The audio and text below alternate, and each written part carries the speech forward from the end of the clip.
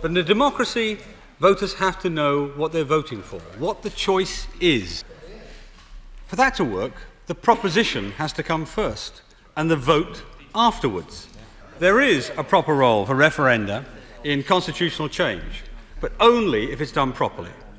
If not, it can be a dangerous tool. I think he's not here anymore. The Public Administration Chairman was citing often misused by dictators and demagogues in the 1930s. Referendums should be held when the electorate are in a position, the best possible position, to make a judgment. They should be held when people can view all the arguments for and against.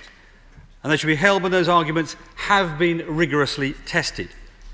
In short, referendums should be held when people know exactly what they're getting. This means that legislation should be debated by members of Parliament on the floor of the House of Commons and then put to the electorate for the voters to judge afterwards. It does not mean that we ask people to vote on a blank sheet of paper and tell them to trust us to fill in the details afterwards. For a referendum to be fair and compatible with our parliamentary process, we need the electors to be as well informed as possible, to know exactly what they're voting for, and for a referenda to be treated as an addition to the parliamentary process, not as a substitute for it.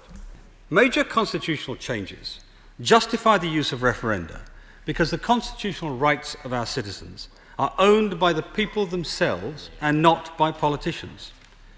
However, it's important that referenda are not misused simply as a snapshot of volatile changes of opinion, perhaps as a result of pressure of government propaganda. That's why Donald Dewar and John Smith used to talk about the settled will of the population. The concept of settled will is that of an idea that's taken root in the minds of the people, has resonance in their daily lives, and is a stable part of the way they think about the way the country should be run.